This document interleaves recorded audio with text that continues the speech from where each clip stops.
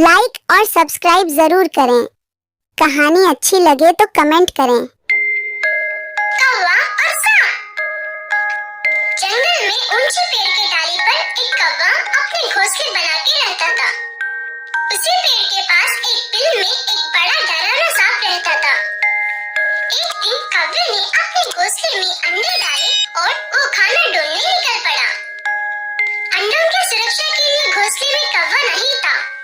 ताजे अंडे के गंध सांप के बिल तक पहुंच गए।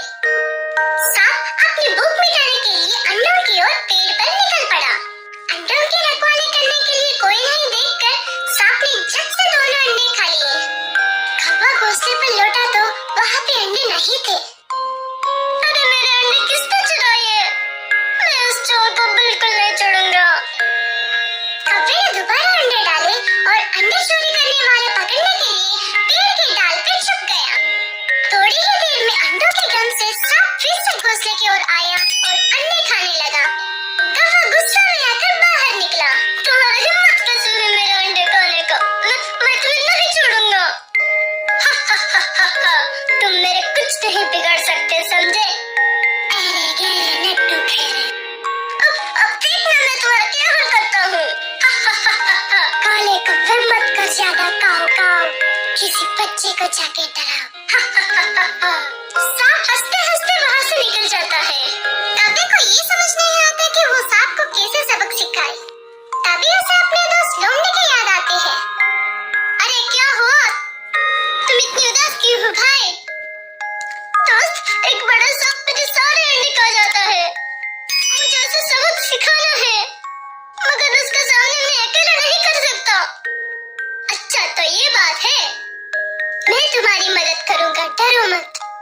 तुम एक काम करो, बाजू के तालाब में राजकुमारी नहाने आती है। वो अपना हार निकालकर किनारे पे रखती है। उसका हार उठाकर तुम उड़ जाना। मेरा हार, सिपाहियों पकड़ो उसे, सिपाहियों पकड़ो उसे। जब सिपाही तुम्हारा पीछा करेंगे, तब तुम हार को सांप का बिल में डाल देना। लेकिन उससे क्या होगा? अरे तुम भी एकदम काऊ को जाओ भक्ति बुझाओ वाली बात करते हैं यार। पहले जो बोलो वो करो, फिर देखो मजा। लोमड़ी ने जैसे कहा बिल्कुल वैसे ही कौवे ने किया और राजकुमारी के हाथ सांप के बिल में डाल दिया। अनजान सांप बिल से बाहर निकला और सिपाहियों ने उसे मारना शुरू कर दिया। आखिर सांप बिल छोड़कर भाग गया। सिपाहियों ने सांप का बिल तोड़ दिया। कौवे के बदला पूरा हुआ। कौवे ने अपने दोस्त लोमड़ी का शुक्रिया अदा किया और निश्चिंत होकर अपने घोंसले में रहने लगा। गरीब के सोने के केले। मगर और उसके पिता सोमतीपुर गांव में नए नए आए हुए थे। वे दोनों केरला से थे, जहां उनके कई सारे केले के खेत थे। पर उस गांव में भयंकर बाढ़ आ जाने के कारण उनको सोमतीपुर गांव में आना पड़ा। अब उनके पास कुछ केले के पौधों के अलावा और कुछ भी बाकी नहीं था। अब हम कैसे अपना गुजारा करेंगे बेटा? आप चिंता मत कीजिए बाबा, मैं खूब मेहनत करूंगा और फिर से केले की खेती करूंगा। हमारे केले तो कितने मशहूर थे केरला में, अब पता नहीं यहाँ क्या होगा। यहाँ भी वैसा ही होगा बाबा, आप फिक्र मत कीजिए। मगन अपने कुछ केले के पौधों को अपनी पास जमीन में लगा देता है, जहाँ वे लोग छोटी सी कुटिया बनाकर रह रहे थे। धीरे धीरे वे पौधे बढ़ने लगे। मगन ने कड़ी मेहनत के साथ उन पौधों पर काम करना शुरू कर दिया। अरे वाह मगन, ये केले तो लग रहा है पूरी तरह पक गए हैं। हाँ पिताजी, अब मैं इन्हें बाहर जाकर बेच आऊंगा। तुम्हारी मेहनत देखकर तो लगता है ये केले सबको बहुत पसंद आएंगे। मगन के केले दिखने में बड़े और सुंदर थे और उतने ही रसीले भी थे। वो उन्हें लेकर जैसे ही बाजार पहुंचा, व्यापारियों से पहले ही ग्राहकों ने वो केले लेना शुरू कर दिया। ऐसे केले तो बाजार में कहीं नहीं है, मुझे दो, मुझे दो। ग्राहकों ने सारे केले खरीद लिए। अरे वाह, आज तो सारे केले बिक गए। बाबा को जाकर खुश खबर देता हूँ। उस बाजार में एक व्यापारी था, केवल राम। उसी की बात बहुत खटकने लगी। ये कल का आया लड़का हमारे सामने खड़ा होगा, देखता हूँ कैसे टिकता है इस बाजार में। बाबा देखो, आज तो कमाल ही हो गया, हमारे सारे केले ग्राहकों ने खरीद लिए। ये तो होना ही था, तुम्हारी मेहनत सफल होनी ही थी बेटा। अब देखिएगा बाबा, हम फिर से कई सारे खेत बनाएंगे, जैसे केरला में हमारे पास थे। फिलहाल आज तो कुछ खाएंगे, इतने दिनों से ठीक से खाना नहीं खाया। हाँ, मैं अभी बाजार से अनाज ले आता हूँ। मगन ने आधे पैसों से अनाज खरीदा और बाकी पैसों से खेती के लिए अच्छे बीज और सामान ले लिया। उस दिन से वो और कड़ी मेहनत करता, जिससे वो केले की बढ़िया खेती कर सके, और उसकी मेहनत सफल भी होने लगी। उसके केले हाथों हाथ बिक जाया करते। इस नए लड़के का तो कुछ करना पड़ेगा, नहीं तो ये तो हमारा धंधा ही चौपट कर देगा। केवल राम ने सारे व्यापारियों के साथ मिलकर मगन के खेत में जाने वाला पानी बंद करवा दिया, जिससे वो खेती ही ना कर पाए। ये आप सब गलत कर रहे हैं। मैं बड़ी मेहनत के साथ अपना रोजगार चलाता हूँ। हम क्यों तुम जैसे नए लड़के पर विश्वास करें?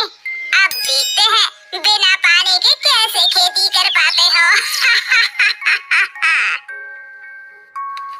बेचारा मगन कोसों दूर जाकर थोड़ा थोड़ा पानी लाता और पेड़ों को देता, और उससे थोड़ा पानी घर पर अपने पीने के लिए भी बचाता।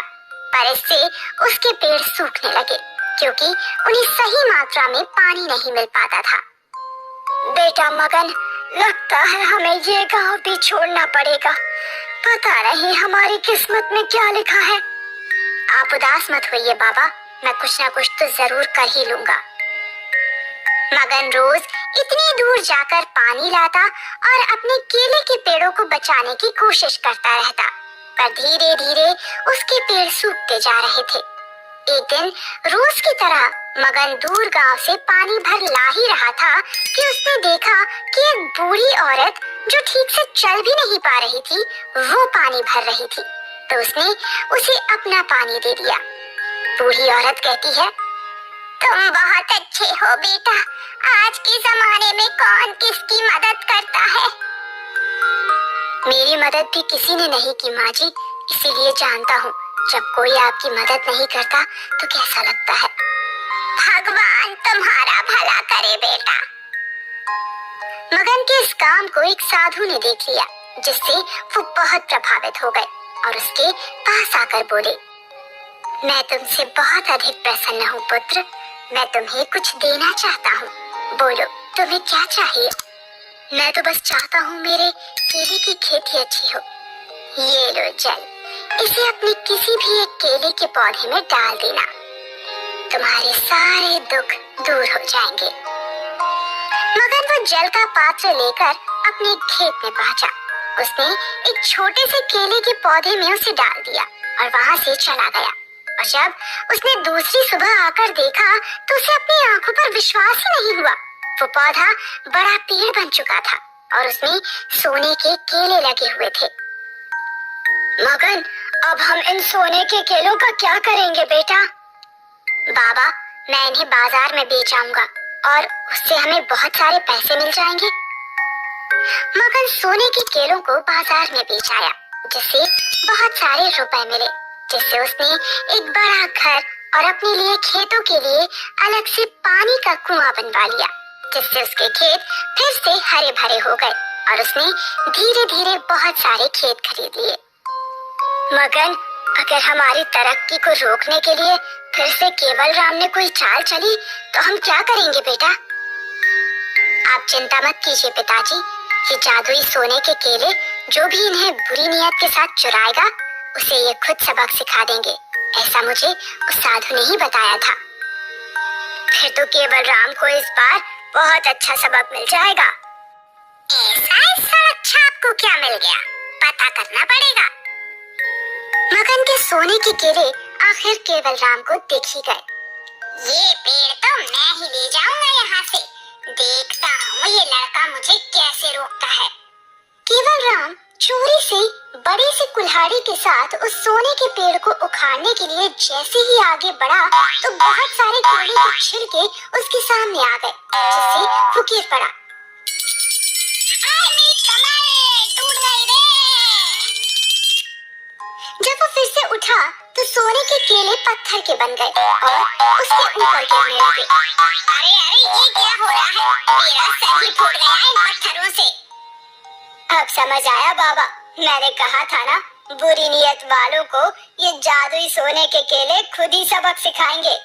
केवल राम, तुमने सच्ची मेहनत करने वालों के साथ कभी अच्छा नहीं किया, तो तुम्हारे साथ अच्छा कैसे हो सकता है? अब भागते हो यहाँ से या सोने के केले लेना बाकी है? अरे नहीं, तुम ही रखो अपने सोने के केले। मगन उन सोने के केलों को बेचकर जिन जिन लोगों को पानी की जरूरत थी वो पूरी करता है और सबको उनका लाभ पहुंचाता है।